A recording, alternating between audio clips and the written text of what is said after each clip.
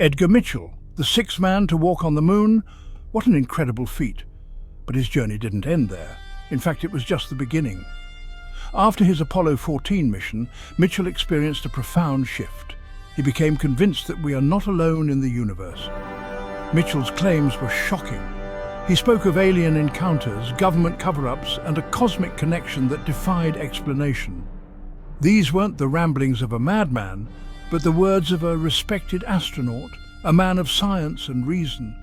His experiences in space, particularly the awe-inspiring overview effect, opened his mind to new possibilities. Mitchell realized that humanity was part of something much larger, a cosmic tapestry woven with threads of life yet unknown. From that moment on, Mitchell dedicated his life to uncovering the truth about extraterrestrial life. He believed that the government knew more than they were letting on, that they were hiding evidence of alien contact. Mitchell was determined to expose the truth, no matter the cost.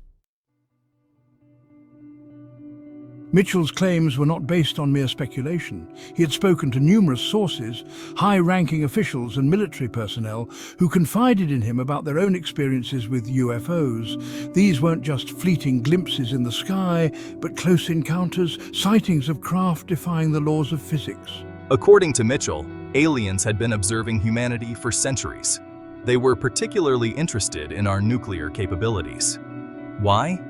Because they saw the destructive potential, the threat we posed not only to ourselves, but to the delicate balance of the cosmos. He believed that aliens had intervened on numerous occasions, preventing nuclear disasters and guiding us towards a more peaceful path. They were silent guardians, watchful protectors, operating in the shadows to ensure our survival. But their patience, Mitchell warned, was not infinite. We were on thin ice, teetering on the brink of self-destruction. The aliens could only do so much. The fate of humanity, ultimately, rested in our own hands. Mitchell's most startling claim revolved around aliens and nuclear weapons. He believed that extraterrestrials had a vested interest in preventing nuclear war. He pointed to numerous UFO sightings near nuclear facilities, suggesting that these advanced beings were monitoring our destructive capabilities. One compelling example was the alleged UFO activity at the White Sands Missile Range in 1945. Mitchell claimed that aliens had tampered with test missiles, rendering them inoperable.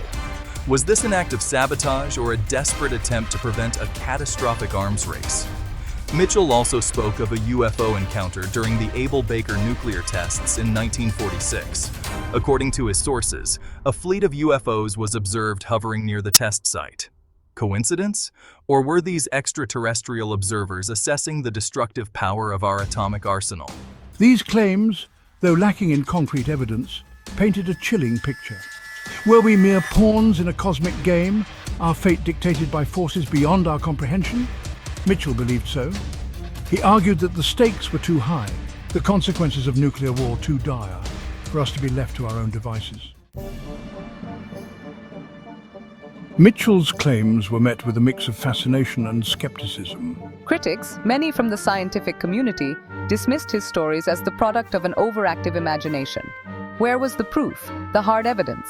They argued that eyewitness accounts were unreliable, that Mitchell's sources were either delusional or deliberately misleading him.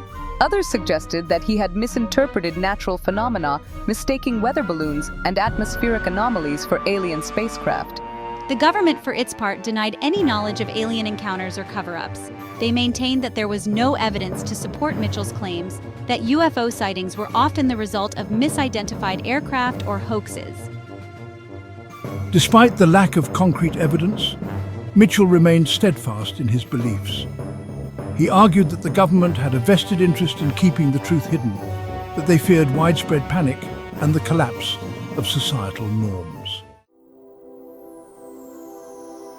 Edgar Mitchell's legacy is one of both triumph and controversy.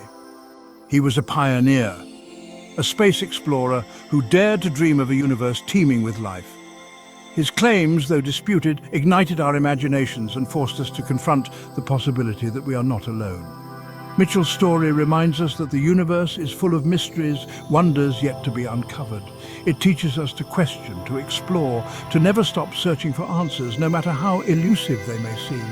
Though he is gone, his words continue to echo through the vast expanse of space. We are not alone. The universe beckons. And so the search for extraterrestrial life, fueled by curiosity and a sense of wonder, continues.